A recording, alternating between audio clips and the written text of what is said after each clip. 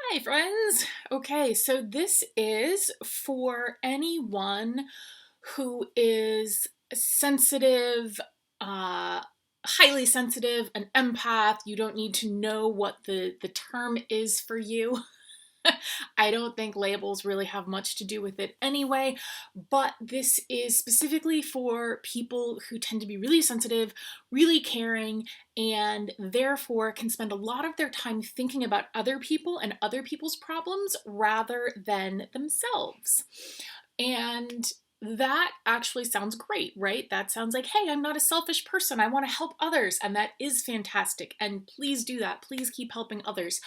But don't completely tank your own energy thinking about somebody else and somebody else's stuff, because ultimately they are responsible for their stuff just as you are responsible for your stuff. And so when we allow everybody to be empowered around their own situations, life events, healing, all of that good stuff, that's when things can shift in a really nice direction. Everybody's taking care of themselves, and we don't have to throw around terrible labels like codependent or these other things that can be helpful in terms of labeling, but ultimately we don't want to further that experience.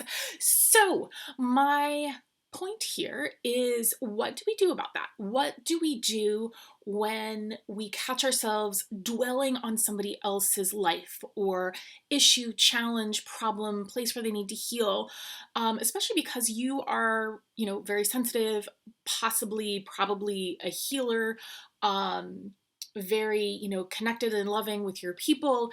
And so this can kind of contribute to spending a lot of your energy and time in somebody else's space. So we want to create healthy boundaries and kind of separate out of other people's stuff so that we can focus on our own healing, our own light, our own energy, our own lives, our own work, our own creativity, our own wealth, our own everything. And so, how do you know if you're getting all up in somebody's stuff? You are thinking about it a lot. Even when you are thinking about something else, those thoughts will creep in. You'll start thinking about this other person's situation, this other person's challenge, this other person's place of healing. And you can't do their healing for them. You can't fix their challenge for them. You can't take their pain from them. You probably have energy that helps and supports, and you want to do that, but not at your own expense. So, if you find yourself really dwelling on somebody else's problem, wondering how you can help, what you can do, and if it is, this can get tricky because if you have, say, a child who's going through something, or a best friend or a partner who's going through something that is really challenging for them, of course you want to help, but we want to do that in a way that supports you as well as the other person. So, one of the things that I like to do is I call it the blast of light. Um, if I catch myself thinking about a friend's problems or my partner's problems or family issues that actually maybe don't have much to do with me, or even if they do have to do with me, but it's not my job to take care of this person, or I can't really help them except by taking care of myself and my own stuff, what I'll do is I'll imagine a blaze of light just in my head. I'm not even sure how to describe this in a way that makes sense, so I hope this makes sense. If it doesn't, please feel free to leave a comment and I will try to explain it a little bit better. But really, it's just inviting in the pure light of Source, the pure light of the universe, of God, of that really loving energy that can clear away anything that doesn't belong to us. So anything that doesn't belong to you, anything that doesn't serve you, just imagining a blast of light, like maybe headlights in the dark. If you're walking you're walking down a street and all of a sudden a car crests the hill and you're blinded by the light. And this light is safe. You're not going to get mowed down by a car.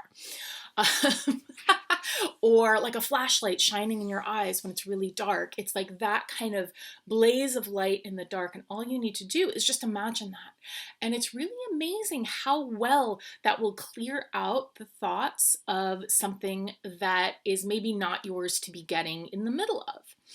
And this is, even if, say, you can help in some way that's energetic or, in the real world, helping them with something, this is helpful in that it will keep you from dwelling on it yourself at the expense of thinking about your own life or, getting your stuff done, because it's so easy for sensitive, loving healer types to just get all up in somebody's business. And the shadow side of that is that sometimes we get all up in somebody else's business because then we can avoid our own healing. We can avoid the places we need to look at because we're so busy with everybody else's stuff. And, we don't want to do that. We want to devote our healing and our light and our energy, to the stuff that we can take care of, which is our stuff. So the blaze of light is really helpful. Give it a try in whatever way feels good to you. That actually is one of the best tools I have, and I will use it really consistently when I'm getting, all up in somebody's stuff that isn't mine. And as I'm doing the dishes and those thoughts creep in, blast of light. As I'm taking a walk, those thoughts creep in, blast of light. When it creeps back in 30 seconds later, blast of light. And you just keep doing it until it's fully cleared, until you're like, oh, wait, I was going to be thinking about my business right now. I was going to be thinking about the next thing I need to do for work. I was going to be thinking about oh, what can I do with the garden today? Rather than obsessing about somebody else's problem. See how that works. So if you never obsess about anybody else's problems, you can turn this video off right now because it might not be for you. But for those of us who do obsess about other people, this is very helpful. And this is really also helpful if you date and, are really thinking about these potential people. That's really a pattern that this blast of light can support. If you're thinking about anything really that feels like a looping thought pattern, an obsessive thought pattern, something that doesn't really serve you because it just kind of keeps you going around in circles without making any progress, the blast of light is great. So another tool that you can use is clearing cords, because when we love someone, when we care about somebody, we have cords of love, we have cords of that relationship, but also sometimes we have cords of, hey, I want to help you with your stuff, even though that's none of my business. Or hey, here, let me take this from you so you don't have to deal with it. Don't do that either. And sometimes they can have those cords into you as well, or they can have cords of I know that you can help me with this. Please help me because I don't know what to do. Those can be energetic cords coming into our energy. So a really beautiful way to clear those cords is to imagine silver light coating your entire body from the tip of your head all the way down to your toes. Just take a moment, take a few breaths, and then just imagine that silver light coming down and covering your head and covering your neck and your shoulders and your torso and up under your arms and down your pelvis and down your legs and coating your feet and under the soles of your feet. And just know that as you're doing that, that silver light is releasing any of those cords that don't serve or support you or belong to you. It won't clear out the cords of love. It won't clear out the healthy cords that, that are nice to have, because it can keep us energetically supported and connected, but it will clear out what doesn't serve you, what's kind of contributing to the looping thought pattern of, hey, this is your stuff and I want to get in there. Let's see. Do I have any other tools that would help you with this? Really just that gentle attention. That's the first, because I obsessed about people and, people I was dating, friends. Do they like me? Do they not like me? I obsessed about unhelpful things for probably, I don't know, what's today? Forever. But I didn't even realize that I was doing this for something like 30 years, 35 years.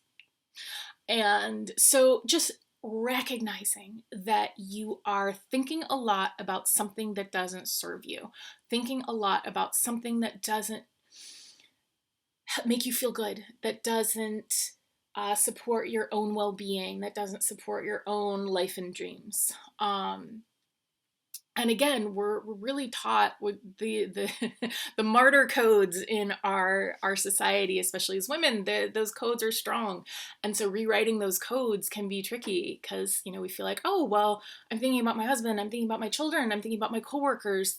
I'm helping, I'm supporting them, and yes, to an extent, you do want to give some thought to like, okay, how can I best support them in a way that is healthy and boundaried for everyone and that genuinely supports them. Of course, that is beautiful, a beautiful place to put your energy. Just don't put all your energy all the time in that direction, or even like 75% of your energy or 50% of your energy, because your energy needs to be devoted to you.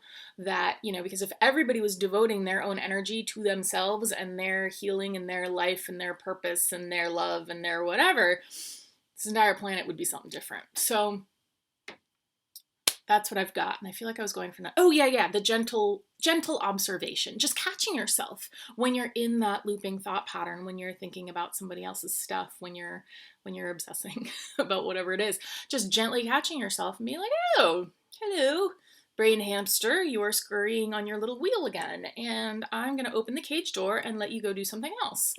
Let you go do something like, eat a pellet or nap on the grass or whatever. That metaphor kind of went off the rails there. But just gently catching it and redirecting your energy to a place that feels good, to a place that serves you, to a place that supports you. So that is a solid 11 minutes and 30 seconds about this topic, and I think that's probably enough. But if you have any questions or thoughts, please feel free to leave a comment, and I will see it at some point and answer it at some point. So yeah, I hope that was helpful. I hope that serves you well. It's actually been really helpful for me to catch those obsessive thoughts, send light to them, send love to them. I'm sure there are a million other ways to do this, and I'm sure there are, many other people who have many other thoughts, but I'm hoping that those two are helpful for you and support you. And yeah, lots of love.